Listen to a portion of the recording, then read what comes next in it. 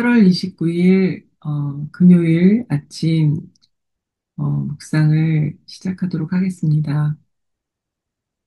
오늘 이제 마리아의 생애와 삶과 믿음을 통해 하나님 저에게 주신 말씀을 나누는 마지막 시간인데요.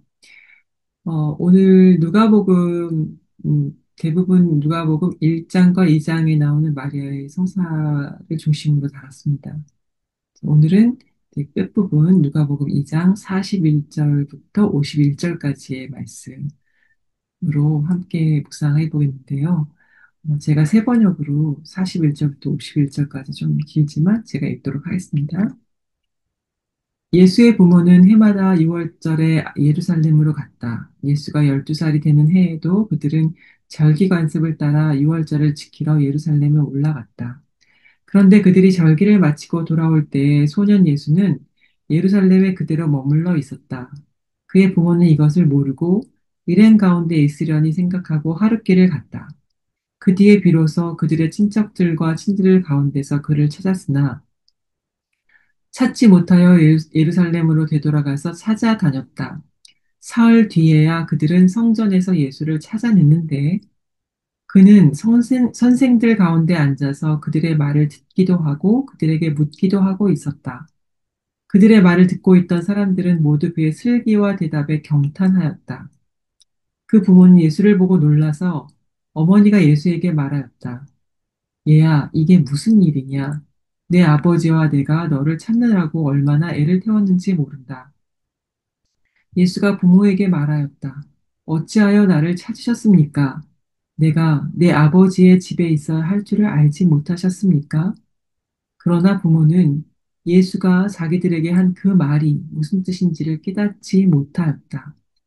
예수는 부모와 함께 내려가 나사렛으로 돌아가서 그들에게 순종하면서 지냈다. 예수의 어머니는 이 모든 일을 마음에 간직하였다.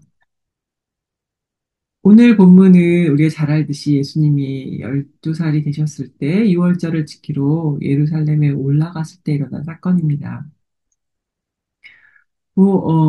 마리아와 요셉은 동행 중에 예수님이 있었다고 생각했지만, 사흘이 지나서야, 성전에서 찾게 되었죠.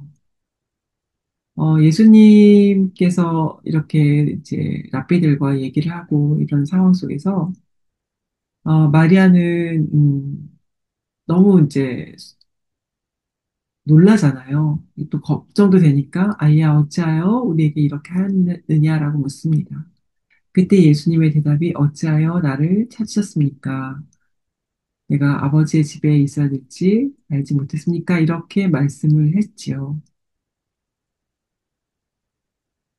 그러면서 당혹스러운 경험으로 남아있었을 사건입니다. 그냥 아이를 잃어버릴 뻔했다.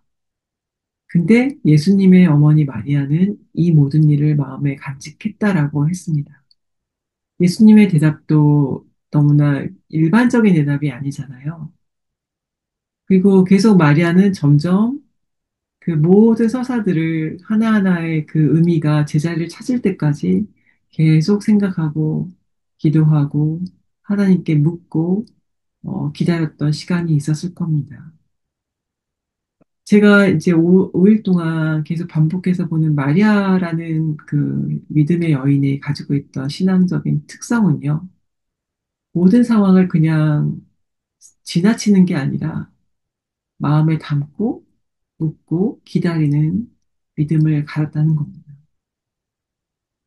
우리도 어, 정말 모든 삶이 하나님의 임재로 충만하잖아요. 하나님의 비밀이 가득 차 있습니다. 하나님의 은총과 축복이 가득 차 있는데 우리의 눈이 가려서 우리의 귀가 듣지 못하고 보지 못하고 맛보지 못할 뿐입니다. 그런데 간절히 찾고 구하고 이게 무슨 뜻입니까? 기도하고 바라는 사람들은 마리아처럼 삶의 의미를 재해석하고 그 정말 하나님이 마련해 준 진짜 그 길을 찾아가게 되어 있습니다.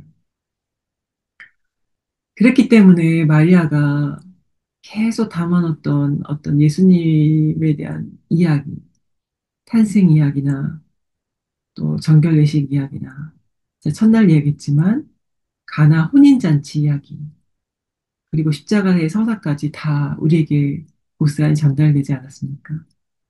근데 특별히 제가 이제 본문을 다루지 않았던 누가복음에 없기 때문에 다루지 않았던 그 십자가 밑에 서사 외에 요한복음에 마리아에 대한 얘기가 나옵니다. 두 군데 나오는데 요한복음 2장과 19장입니다. 그러니까 거의 요한복음의 첫 부분과 제자들 이야기 이외에 등장하는 가장 첫 인물이에요. 그리고 마지막 부분에 십자가에 돌아가시는 장면에서 나옵니다.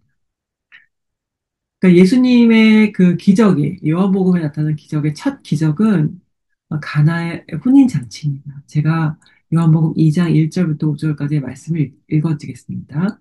사흘째 되는 날에 갈릴리 가나의 혼인 잔치가 있었다. 예수의 어머니가 거기 계셨고 예수와 그의 제자들도 그 잔치에 초대를 받았다.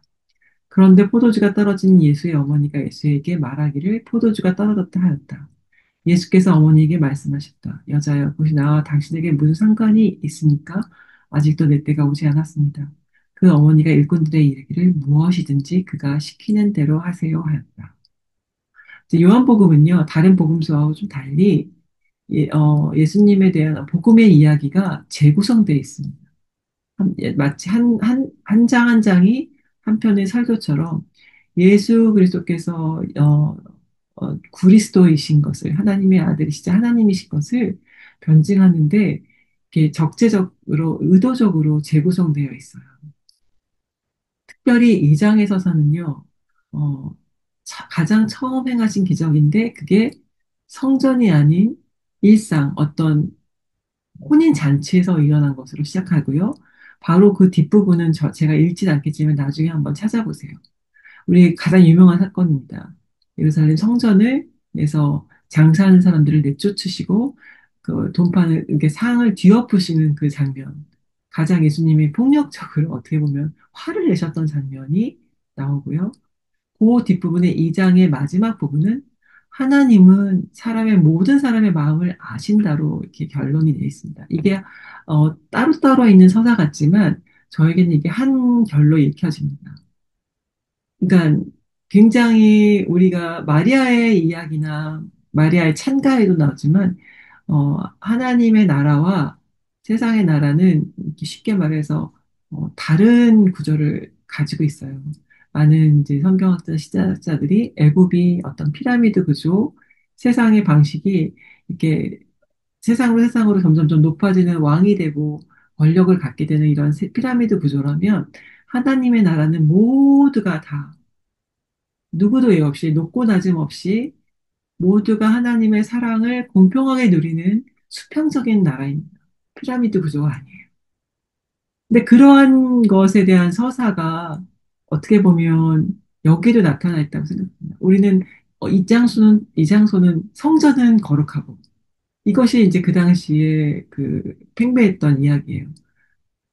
일반적인 어떤 일상은 그냥 거룩하거나 정결하지 않아. 그런데 이 그러니까 성전에만 가면 난 자동적으로 은혜를 받고 거룩함을 누리는 거라고 생각하고 성전에서 하는 모든 행동이 정당화되고 그것이 거룩한 행위로 뒤바뀌어지는데 예수님께서 그것을 뒤엎으신 거예요. 성전을 정하셨죠. 너희가 하는 것들은 가증스럽고 그 안에 잘못된 의도로 서로를 음해하고 시기하고 돈으로 모든 것을 환산하는 게 역설적으로 성전 안에서 이루어지고 있다.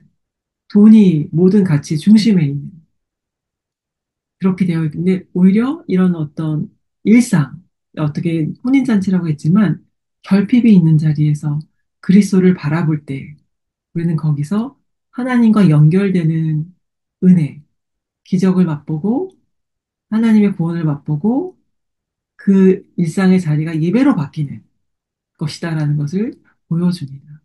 근데 그 서사의 중심에 이 마리아가 열린 눈으로 포도주가 떨어졌으면 잔치집의 주인을 찾아야 되잖아요. 여기는 초대자로 봤기 때문에 주인이 아닙니다. 근데 마리아는 그 결핍의 현장에서 예수 그리스도를 바라보고, 구원을, 이제 도움을 요청한 거죠. 그랬을 때 하나님의 시간이 무르익지 않았을 마리아의 믿음을 통해서 무엇이든지 말씀하신 대로 하라. 이 말은 주의 계집종이오니 주의 말씀대로 이루어지기를 원합니다. 하나님께 드렸던 그 고백과 그렇게 다른 것이 아닙니다. 무엇이든지 예수 그리스도께서 예수님이 하라는 대로 해라. 순복의 마음이 아들이자 그리스도인 예수님께 향해 있음을 보여주고 있습니다. 저는 마지막 오늘 묵상에서 우리가 마리아의 믿음을 저의 일상으로 가져오기를 소망합니다. 여기는 특별해. 교회당 안 건물 안 교회 우리 공동체는 특별해. 그리고 내가 일하고 만나는 모든 일상의 모든 순간에서는 그렇지 않아. 이게 아니라 오늘의 말씀을 통해서 내가 그리스도를 바라보는 모든 자리가 거룩한 예배의 자리이고 하나님의 기적을 만나는 자리임을 믿고 그렇게 기도하는 저와 여러분이 되기를 소망합니다.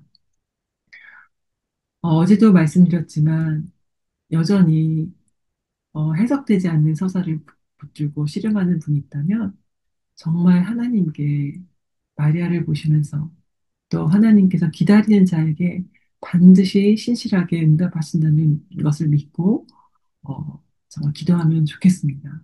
특별히 오늘의 본문은 또 우리가 바라보는 사람들에 대한 인내를 또 얘기해 줍니다.